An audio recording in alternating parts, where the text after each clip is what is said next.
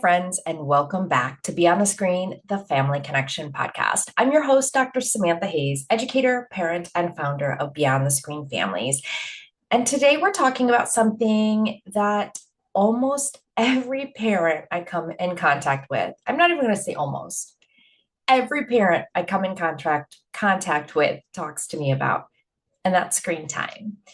Because if you're parenting right now, it can feel like you're constantly being told that you're doing too much, or you're not doing enough, or that one wrong choice is actually going to ruin everything. And we all know that those extremist ideas are not true. And yet they still get at our core and our sense of like, oh, am I even doing this parenting thing right at all?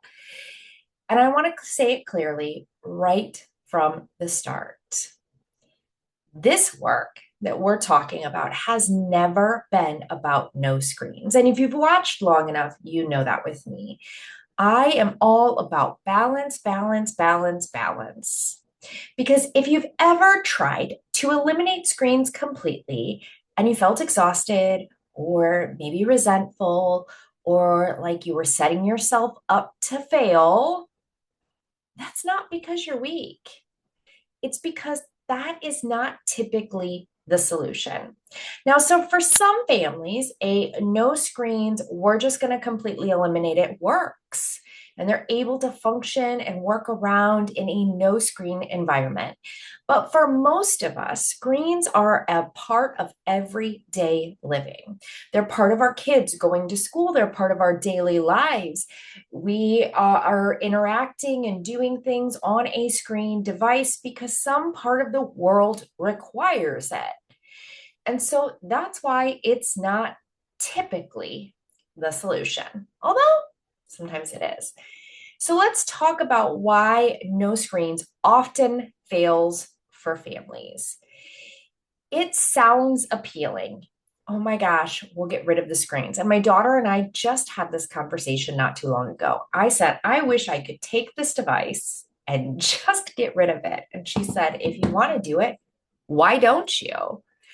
And I sat there for a second and I said, well, because mommy needs it for her business. She needs it to get in touch with other people. And so what I need to do is not just eliminate it entirely, but work on minimizing it and providing strict rules and boundaries around it. So no screens really sounds great in all reality, but it rarely works long term. No screens assumes that parents have unlimited energy. And if you're like me, that's just not the case. I mean, I've been carrying around this cold and congestion for like 2 weeks, and it is really zapping all of the energy that I usually can bring to the table. It assumes that kids and parents alike don't need downtime. We don't need to just pause and like, right? It assumes that life doesn't get messy. And it assumes that screens can't be used for creative ventures. It also turns screens into a power struggle. When screens are framed as a forbidden, they become more desirable. Think about your own brain. If you've ever been on any kind of diet and you're like, I am going to stop eating sugar, for example, sugar becomes all you can think about because your brain, you've said, you don't get to think about this. And your brain's like, oh, watch me, watch me. And screens are the same. Most importantly, just saying no screens doesn't always learn and help, or doesn't always teach and help our kids understand how to learn with technology. So we are in a technological world. Technology is everywhere and a part of everything we do. And just eliminating screens entirely doesn't help them learn how to live with it. It doesn't help them understand when screens are appropriate and when they aren't. It doesn't help them understand balance. So avoidance misses all of those teaching lessons and lifelong lessons that kids can get if we keep screens in, but with strict rules and boundaries. So, how do we do all of this? And how do we make sure screens don't ruin childhood? And I was just giving a speech at an elementary school a week ago and was talking to them about screens don't ruin childhood. Controversial? You want to argue with me at this point? I don't know. Just wait and figure out what I'm going to say, though. What screens quietly do is they replace experiences. They do it quietly. Because instead of waiting, for example, and the learning and the activities that can all go with waiting, we give our kids a screen. And so they're missing a rich and valuable experience that they otherwise might have. Screens replace boredom. And we all know that boredom is where the magic happens. When our kids get bored, that's when the creativity gets sparked. Screens replace movement, which then support regulation. It replaces the struggle, the quiet struggles that we all have to go through and learn and live with that help us create more confident, more resilient individuals.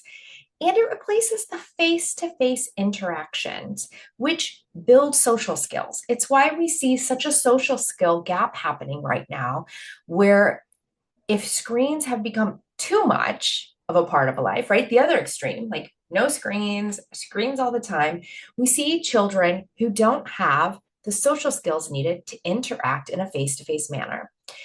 And screens are replacing regulation. Think about it. Kid throws a tantrum, screen quiets them down, but they're not actually learning the skills they need to be able to regulate. When those experiences shrink, all of those ones we were just talking about, kids don't become bad. They become under practiced. They haven't had the ability to really deepen those skills so that they can act in a way that we might expect them to act. They haven't developed their regulation skills, for example. And so they throw a temper tantrum because they aren't sure what to do in those instances. Under practice kids lean harder on what feels easy and predictable, which is the screen. So again, the issue isn't the screens, it's what kids aren't getting enough of. So, what is it about screens? Here are 4 real priorities. If it's not about no screens, then what is it about, right? You're at this point, you're like, she's losing me here. Here she talks all the time about screen limitations and all this, and now she's saying it's not the screens. Just listen to me. These 4 priorities are what we constantly come back to at Beyond the Screen Families. And it's what we would like you to think about too. Number 1, connection. Kids need regular, low pressure moments of connection, not constant engagement. It's why, if you've heard us talk about play before, play happens best when there's a moment of connection to get it started. Then you can step back and have all the independent play that you want. But that moment of connection sets up so much. So when we're thinking about reducing screen time, that connection is so important. It's a priority that we need to focus our time, energy, and effort on. Capability is the second one. Kids build confidence by doing real things, building, helping, solving, trying again, failure. All of those things helps kids become more capable. And if you haven't read Jonathan Hadett's book, there is a point in there when he talks about trees in a biome. They grew really fast. Everybody was amazed. And then they just fell over. Why? Because trees need the wind, that push and pull, that tug in order to grow a really strong foundation and root system. And guess what? So do our kids. And the more they struggle, the more they like figure things out on their own, the more capable and confident they become. The third priority is regulation. Movement, sensory inputs, and play all help kids manage emotions better than a screen can ever do. And so I want to encourage you that the next time your kid starts to throw a temper tantrum or some sort of outburst, don't lean on the screen.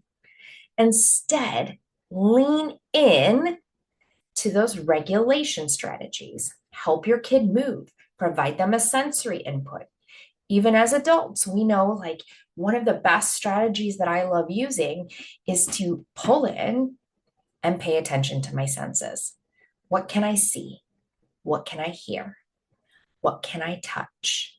And that helps to regulate. So the more we can teach our children those skills, the better off they'll be long term. And the fourth one is a favorite of ours, and I'm sure you know it. It's curiosity. When kids are curious, they're engaged with the world. They explore more, they become active participants in it, and they stop passively consuming. That is rich. And that is where the magic happens.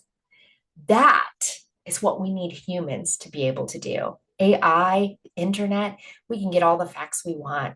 We can have things being spit out, but we need that human brain that's super curious to do many other things. When these four things are present, connection, capability, regulation, and curiosity, screens naturally loosen their grip. They do, because the real world is just so much more exciting than a screen can ever be. And it's not because we force the screens out, it's not because we've said they're forbidden, but because they no longer are the most interesting option anymore. So, how does this look in real family life? Let me tell you, number one is it doesn't look perfect. And we are not about Pinterest perfection over here. We are about real. In family life, it looks real when we work on those four priorities instead of the screens. It looks like screens used intentionally. So, not sitting passively consuming, but screens used when they become an intentional component of what you're trying to do. It means that sometimes screens are used out of exhaustion. I don't know. The other day I came home, I was completely exhausted. I felt so tired, and I sat down on the couch. And I was sitting there, and my kids came over and they sat down next to me. And usually we're playing outside after school and doing all of those kinds of things. And they sat next to me, and I said, "You know what, guys, I'm just so tired." And they go, "Oh, mommy, I'm sorry to hear that." And they were like, "Can we sit with you and watch a movie?"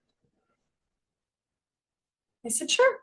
Now, we don't do movies during the middle of the week, but in that moment, we turned something on that we could all enjoy. We watched it together. We had some conversations around it because I was exhausted, and so were they. And that's not our normal. And it means that we are in a consistent effort to protect screen-free experiences. So it doesn't look perfect. It won't ever. But we're consciously making decisions that align with our family and align with what we want to get, protecting the the screen-free experiences so that screens don't take over.